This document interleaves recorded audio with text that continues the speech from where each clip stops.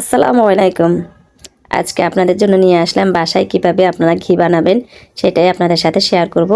আমি সবসময় আমার বাসায় এইভাবে ঘি বানাই নিই, বাইরে থেকে আর কিনতে হয় না, ভেজাল মুক্ত নিজেদের চোখের দেখা অর্গানিকভাবে কিভাবে বাসায় ঘি তৈরি করে নেবেন। আমার বাসায় আমার দুধ নিলে আমার বাচ্চারা দুধের সর খায় না, দুধের সরগুলো তুলে তুলে ফেলে দেয়। সেজন্য আমি ভাবলাম দুধের সরগুলো দিয়ে কী করা যায়। এই জন্য আমি সবসময় এরকম দুধের সরগুলো জমাইয়ে ঘি বানাই নিই। আমি বক্সের মধ্যে একটা একটা করে সর তুলে তুলে ঢিপে রেখে দিছি, 1.5 বক্স এখানে সর হয়েছে। এগুলার থেকে আমি ঘি বানাবো। প্রথমে আমি সরগুলাকে বাইর করে 1 ঘন্টা আগে বের করে রাখছি, এটা গলে গেছে। এখন আমি আগে হালকা করে এভাবে ব্লেন্ড করে নিব। আপনাদের কাছে যদি এরকম বিট মেশিন না থাকে তাহলে আপনারা পাড়ায় বেটে নিতে পারেন। আমার ওই বক্সটা ওই বাটিটাতে সবগুলা হচ্ছে না, তাই আমি বাটিটা চেঞ্জ করে নিলাম। এগুলা যখন আপনার এভাবে ব্লেন্ড করে নেওয়া হবে, তারপর এখানে ঠান্ডা পানি দিবেন, দিয়ে আবারও ব্লেন্ড করতে থাকবেন। তারপর আস্তে আস্তে বাটারগুলো উপর থেকে উঠে আসবে। আপনি এভাবে করে ছেঁকে ছেঁকে বাটারগুলো নিয়ে নেবেন একটা পাতিলের মধ্যে। আমি প্রথমে ছোট পাতিলে নিচ্ছি, পরে আমি আবার বড় পাতিলে নিয়ে নেব যদি এটাতে কাজ না হয়। যদি দেখি বাটারটা বেশি হয়ে গেছে তাহলে আমি আরেকটা বড় পাতিল নিয়ে নেব। প্রথমে আপনাদেরকে দেখানোর জন্য আমি একটা ছোট পাতিল নিয়ে নিছি। এই যে আমার বাটারগুলো সব তোলা শেষ। এখন আমি এগুলো চুলায় বসাই দিব। এরকম যখন সাদা পানি বের হয়ে আসবে তারপর ভাববেন যে বাটার আর নেই, তারপর অফ করে দিবেন বিট করাটা। এখন আমি বাটারটা চুলায় উঠাই দিব। আমি দেখব আগে এটাতে হয় কিনা, না হলে আমি বড় পাতিলে আবার নিয়ে নিব। এই যে এখন আমি চুলাটা ধরাই দিচ্ছি। চুলাটা ধরাই দিছি, আমি এখন ঘিগুলা বসাই দিছি, বাটারগুলা বসাই দিছি। এই যে আমি এখন বড় পাতিলে দিয়ে দিলাম।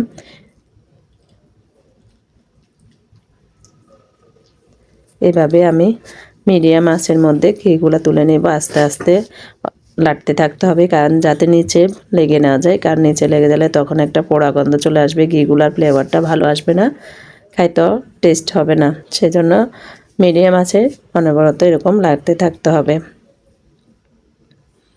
এই যে আমার ঘিগুলো উঠে আসতেছে, দেখেন। এই যখন এইভাবে এই ধরনের কালারটা চলে আসবে তখন ভাববেন যে আপনার ঘিটা হয়ে গেছে। দেখেন আমার ঘিটা হয়ে আসছে। এখন আমি নামিয়ে এভাবে ছেঁকে নিব।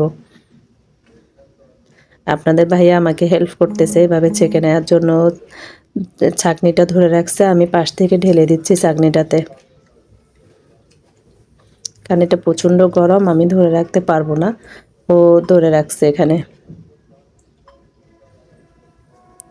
আমি একটু একটু করে সবটুকু ঘি এখানে দিয়ে দিচ্ছি।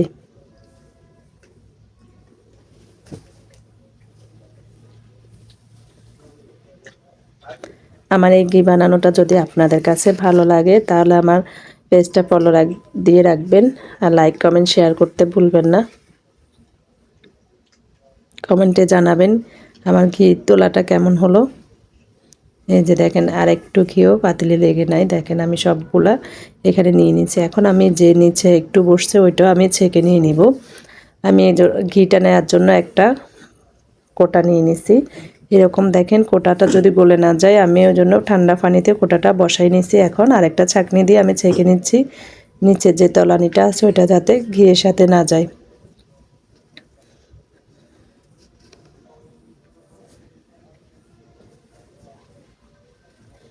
যে আমার সবটুকু ঘি নেওয়া হয়ে গেছে। দেখেন আমাদের বক্স সরে কতটুকু ঘি হয়েছে, অনেকগুলা ঘি হয়েছে। এভাবে আপনারা চাইলে বাসায় নিজেরাই ঘি বানিয়ে নিতে পারেন, আর দোকান থেকে কিনে খেতে হবে না হাজার হাজার টাকা খরচ করে। আল্লাহ হাফেজ।